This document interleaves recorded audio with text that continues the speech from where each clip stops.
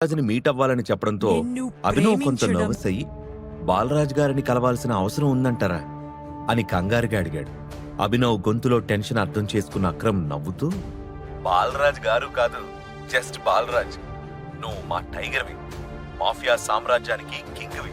అందరూ నిన్ను గౌరవించాలి కానీ నువ్వెవరికి రెస్పెక్ట్ ఇవ్వాల్సిన పనిలేదు బేటా అని చెప్పి ఫోన్ కట్ చేసి అభినవ్కి మీటింగ్ లొకేషన్ కూడా పంపాడు. అక్రమ్ మాటలు అభినవ్లో ఎంత కాన్ఫిడెన్స్ పెంచాయంటే జూ వదిలి జంగిల్లోకి అడుగుపెట్టిన పుల్లా ఫీల్ అయ్యాడు. రెట్టించిన ఉత్సాహంతో రూమ్కొచ్చిన అభినవ్ పిజ్జా ఆర్డర్ పెట్టుకుని బెడ్ మీద పడుకుని సీలింగ్ వైపు చూస్తూ కాలు మీద కాలేసుకుని తల కింద చేతులు పెట్టుకుని ఆలోచిస్తూ మునుపెన్నడూ లేనంత ప్రశాంతంగా హాయిగా ఉన్నాడు. కొంచెం సేపు అవగానే డోర్ బెల్ మోగడంతో హుషారుగా వెళ్లి తలుపు తీశాడు. ఎదురుగా పిజ్జా డెలివరీ బాయ్ కంగారు పడుతూ, సారీ సార్, ట్రాఫిక్ వల్ల కొంచెం లేట్ అయింది. ఈ రీజన్ వల్ల నాకు రేటింగ్ తగ్గించకండి సార్, ప్లీజ్ సార్ అని జాలిగా మొహం పెట్టి అడిగాడు.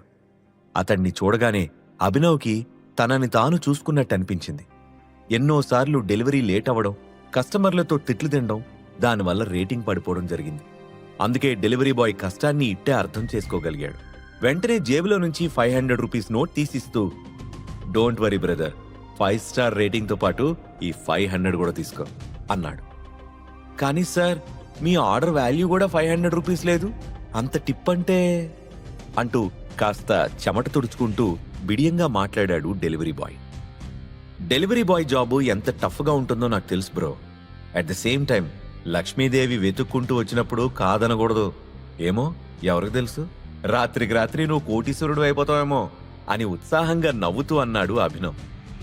అభినవ్ అలా ఎందుకు చెప్పాడో డెలివరీ బాయ్కి అర్థం కాలేదు కానీ చిన్న స్మైల్ ఇచ్చి మనీ తీసుకొని, థ్యాంక్ యూ సార్, మీరిచ్చిన కిక్తో ఇవాళ ఈజీగా ఇంకో 50 డెలివరీలేనే చేసేస్తా అని చెప్పి ఒక కొత్త ఎనర్జీతో అక్కడి నుంచి వెళ్ళిపోయాడు. సమయం చాలా వేగంగా గడిచిపోయి సాయంత్రం అయిపోయింది.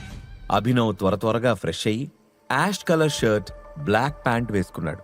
చూడ్డానికి అంత మంచి డ్రెస్ అసలు కాదు గాని అతని దగ్గర అంతకు మించి వేసుకోవడానికి వేరే ఏ డ్రెస్సు లేదు. ఆ తర్వాత ఇంటి నుండి బయటకొచ్చి బైక్ బుక్ చేసుకుని హోటల్ సఫైరాకి చేరుకున్నాడు. లైటింగ్ వెలుగులో దేదీప్యమానంగా వెలిగిపోతున్న ఆ హోటల్ అందాలని బయట నుంచే ఆస్వాదిస్తూ లోపలికి వెళ్లబోతుంటే, ఏ ఆగ అంటూ ఓ అరుపు వినిపించింది. అభినవ్ వెనక్కి తిరిగి చూడగానే సూట్ వేసుకున్న హోటల్ సెక్యూరిటీ ఆఫీసర్ పరిగెత్తుకుంటూ వచ్చి, ఎవరు నువ్వు, ఎక్కడికి వెళ్తున్నావు అని అడిగాడు. లోపలికి వెళ్తున్నాను, ఎనీ ప్రాబ్లం అని అనుమానంగా అడిగాడు అభినవ్. అభినవ్ని పైనుంచి కింద వరకు చూసి, yes you are the problem, నీ వాలకం చూసుకున్నావా, నువ్వు లోపలికి వెళ్ళడానికి వీల్లేదు, బయటికి నడు అని ఎగతాళి చేశాడు సెక్యూరిటీ ఆఫీసర్. అతను తన బట్టల్ని చూసి జడ్జి చేస్తున్నాడని అభినవ్కి అర్థమైంది. నన్నెందుకు ఆపుతున్నావో తెలుసుకోవచ్చా అని పొలైట్గా అడిగాడు. నీలాంటి వాళ్ళకి సమాధానం చెప్పాల్సిన అవసరం నాకు లేదు, ఇక్కడ సీన్ క్రియేట్ చేయకుండా బయలుదేరు అని సెక్యూరిటీ అధికారి హెచ్చరించడంతో అభినవ్కి కోపం వచ్చింది. చాలా ఓవర్గా మాట్లాడుతున్నావు భయ్, నువ్వు అనవసరంగా గొడవ పడద్దు అని ఒక స్వీట్ వార్నింగ్ ఇచ్చాడు అభినవ్. నీ మొహం ఎప్పుడైనా అద్దంలో చూసుకున్నావా, ఇదేమన్నా నీ బాబుగాడు హోటలా నీకు సెల్యూట్ కొట్టి డోర్ తీసి లోపలికి పంపించడానికి? నిన్ను మెడపట్టి బయటికి తోయకముందే ఇక్కడి నుంచి వెళ్ళో అని సీరియస్గా బయటికి చేయి చూపించాడు. అతని మొండి ప్రవర్తన అభినవ్కి కోపం తెప్పించింది. కానీ అక్కడ తచ్చాడుతున్న జనం దృష్టి తన మీద పడకూడదు కాబట్టి సైలెంట్గా అక్రమ్కి ఫోన్ చేశాడు. ఫోన్ లిఫ్ట్ చేసిన అక్రమ్, చెప్పు బేటా, స్టార్ట్ అయ్యావా అని అడిగాడు. నేను హోటల్ బయటున్నాను, మన టేబుల్ నెంబర్ ఎంత అని అభినవ్ అడిగాడు. టేబుల్ నెంబరా, భలేవాడివే, ఆ హోటల్ మందే, మనం టేబుల్ బుక్ చేసుకోవాల్సిన కర్మేంటి, వెళ్ళి హాయిగా నీకు నచ్చిన ప్లేస్లో కూర్చో, నేను వచ్చేస్తాను అని చెప్పాడు అక్రమ్. అది సెక్యూరిటీ ఆఫీసరు నన్ను లోపలికి పంపించట్లేదు అని ఇబ్బందిగా చెప్పాడు అభినవ్. వాట్, ఏదైనా కన్ఫ్యూషన్ అనుకుంటా, నేను 2 నిమిషాల్లో రీచ్ అవుతాను, ఆ ఆఫీసర్ తరపున నేను సారీ చెప్తున్నాను టైగర్ అని చెప్పాడు అక్రమ్. ఏం పర్వాలేదు, మీరు వచ్చేంతవరకు నేను వెయిట్ చేస్తాను అని చెప్పి ఫోన్ కట్ చేశాడు అభినవ్.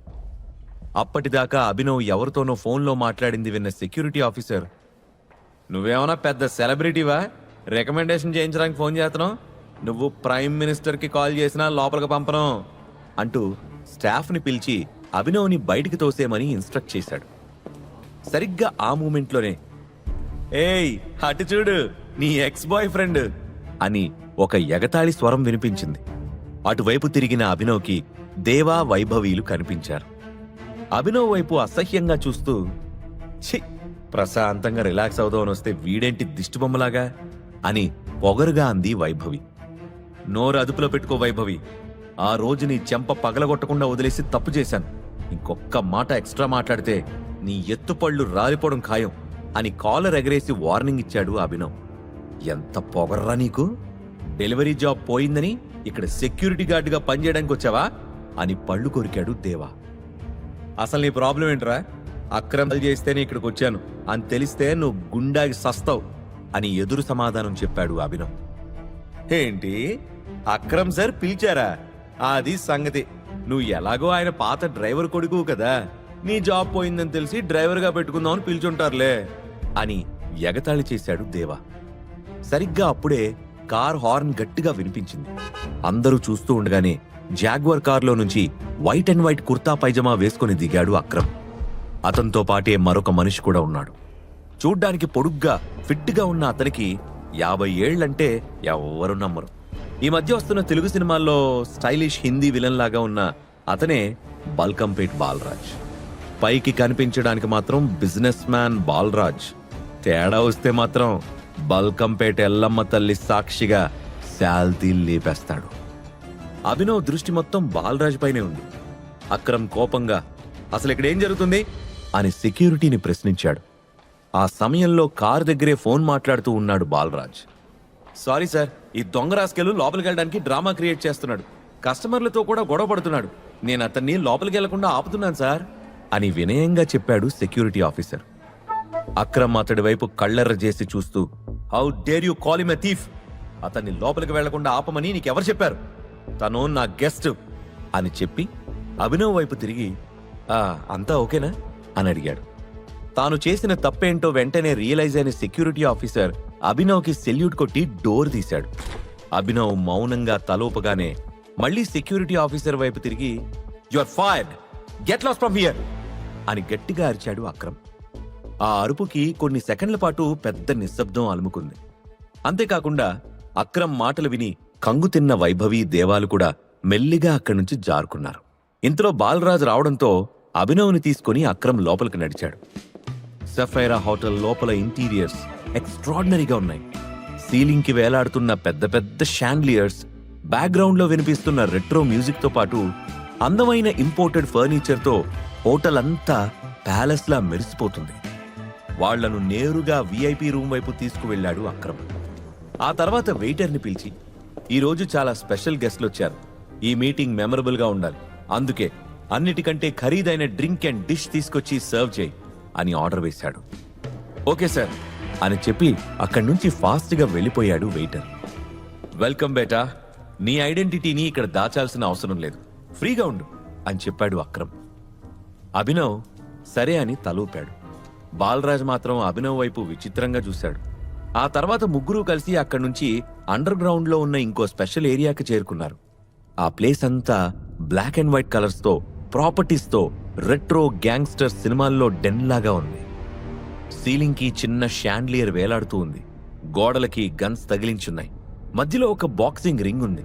దాని చుట్టూ టేబుల్స్ తో పాటు స్పెషల్లీ డిజైన్డ్ చైర్స్ ఉన్నాయి. ఆ ప్లేస్ అంతా తిప్పి చూపిస్తూ, మీ నాన్నకి బాక్సింగ్ రింగ్ అంటే చాలా ఇష్టం తెలుసా టైగర్? ఇక్కడే ఎంతో మందిని ఓడించాడు. అతనికి సంతోషం వచ్చినా బాధ వచ్చినా ఇక్కడికే వచ్చేవాడు అని కొంచెం ఎమోషనల్ అవుతూ చెప్పాడు అక్రమ్. అభినవ్కి ఆ ప్లేస్ అంతా వింతగా అనిపించింది. సిటీ మధ్యలో ఉన్న ఒక స్టార్ హోటల్ బేస్మెంట్లో ఇలాంటి ఒక డెన్ ఉందంటే సినిమాల్లో చూడటమే కానీ లైవ్ లో ఇదే ఫస్ట్ టైం అని ఫీల్ అయ్యాడు. మన జీవితం కూడా ఒక బాక్సింగ్ రింగ్ లాంటిదే టైగర్. ఎప్పుడూ అలర్ట్ గా ఉంటూ శత్రువు ఎత్తులకు పై ఎత్తులు వేస్తూ ప్రతిదాడి చేస్తూ ఉండాలి. ఇక్కడికొస్తే ఎందుకో పాత జ్ఞాపకాలన్నీ గిర్రును తిరుగుతాయి. ఏమంటావు బాలరాజ్ అని అడిగాడు అక్రమ్. నువ్వింకా చాదస్తం తగ్గించుకోలేదు అక్రమ్ భాయ్, వచ్చి చాలాసేపు అయింది, అసలు విషయం ఏంటో చెప్పు అన్నాడు బాలరాజ్. వెంటనే అభినవ్ను చూపిస్తూ, ఇదిగో ఇతనే మన సంజయ్ భయ్యా కొడుకు టైగర్ అని గర్వంగా పరిచయం చేశాడు అక్రమ్. అది విన్న బాలరాజ్ గట్టిగా చప్పట్లు కొడుతూ ఎగతాళి చేస్తున్నట్టుగా నవ్వాడు. ఇంతలో బయట నుండి వెయిటర్ వాళ్లకు కావలసినవి తీసుకుని రావడంతో కాసేపు సైలెంట్ అయ్యాడు. వెయిటర్ టేబుల్ పైన డ్రింక్స్ అండ్ ఫుడ్ అరేంజ్ చేసి అక్కడి నుండి వెళ్లే వరకు వాళ్ల మధ్య నిశ్శబ్దం కొనసాగింది. అతను వెళ్ళిపోయాక, ఎందుకు ఎగతాళిగా నవ్వుతున్నావు బాలరాజ్? ఇతనే మన Abhinav, our one and only tiger అని కాస్త ఎమోషనల్ అవుతూ చెప్పాడు అక్రమ్. ఐఎమ్ సారీ అక్రమ్ బాయ్, నాకు నవ్వు ఆగడం లేదు అని కష్టంగా కంట్రోల్ చేసుకుంటూ వైన్ సిప్ చేశాడు బాలరాజ్. అతను సిప్ చేస్తూ ఉంటే అతని వైన్ గ్లాస్ లో నుంచి ఆపోజిట్ లో కూర్చున్న అభినవ్ కళ్ళు వేటకెళ్లే పులి కళ్ళలాగా కనిపిస్తున్నాయి. బాలరాజ్ కొంచెం సీరియస్ గా, ఇందాక నుంచి గమనిస్తున్నాను, ఎంట్రన్స్ దగ్గర ఆఫ్టర్ ఆల్ సెక్యూరిటీ ఆఫీసర్ ని డీల్ చేయడానికి కూడా నువ్వు రావాల్సి వచ్చింది.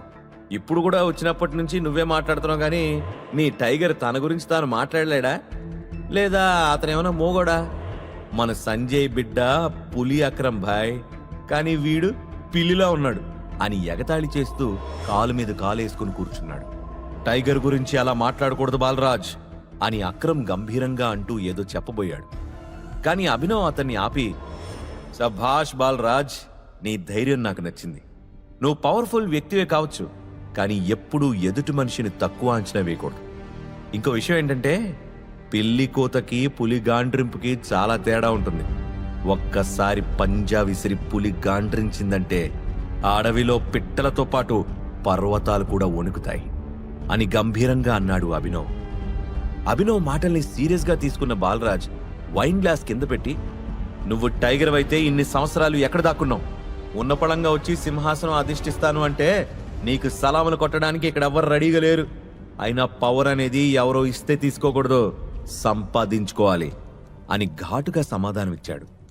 ఇవ్వడమే కానీ తీసుకోవడం నా రక్తంలో లేదు. నేను ఇన్నాళ్ళు ఎక్కడున్నానో ఏం చేశానో చెప్పడానికి ఇది సమయం కాదు. నేనే టైగర్ అని నువ్వు నమ్మాలంటే ఏం చేయాలో అది చెప్పు అని సూటిగా ప్రశ్నించాడు అభినవ్. అతని మాటల్లో ఎలాంటి తడబాటు కనిపించలేదు. అందుకు గర్వంగా ఫీల్ అయిన అక్రమ్, శభాష్ టైగర్ బేటా, అస్సలైన మగాళ్లా మాట్లాడావు అన్నాడు. మాఫియా వరల్డ్లో కీలక పొజిషన్లో ఉన్న బాలరాజ్ తను ఎవరికైనా ఊడిగం చెయ్యాలంటే అవతల వైపు ఖచ్చితంగా టైగరే అయి ఉండాలనేది పంతం. అందుకే తడుముకోకుండా, బస్తీమే సవాల్ రా బుట్టోడా, నేను కొలిచే బల్కంపేట ఎల్లమ్మ తల్లి సాక్షిగా చెప్తున్నా, నువ్వే టైగర్ అని నేను నమ్మాలంటే నాతో ఫైట్ చేసి నన్నోడించు అని సీరియస్ గా అన్నాడు బాలరాజ్. అది చూసి కంగారు పడిన అక్రమ్, ఏం మాట్లాడుతున్నావు బాలరాజ్, తను అంటూ ఏదో చెప్పడానికి ప్రయత్నించాడు. అక్రమ్ మాటల్ని పట్టించుకోకుండా అభినవ్ సమాధానం కోసం చూస్తున్నాడు బాలరాజ్. అక్రమ్ కంగారు పడుతూ అభినవ్ వైపు చూసి, నువ్వు ఒప్పుకోకో అన్నట్టు తల అడ్డంగా ఊపాడు. అభినవ్ చిన్న స్మైల్తో టేబుల్ మీద ఉన్న గ్లాస్లోని డ్రింక్ ఖాళీ చేసి, ఛాలెంజ్ యాక్సెప్టెడ్ బాలరాజ్, వేట కోసం ఈ టైగర్ రెడీ అని భుజాలు తిప్పాడు. ఆ క్షణం అభినవ్ ధీమా చూసిన అక్రమ్కి నిజంగానే వేటకి సిద్ధమైన పులిని చూసినట్టు అనిపించింది. అయితే పదా అంటూ చొక్కా తీసి విసిరి రింగ్ వైపుకు నడిచాడు బాలరాజ్. బాలరాజ్ని అభినవ్ ఓడించగలడా? టైగర్ వచ్చాడని తెలిస్తే మాఫియాలో ఎలాంటి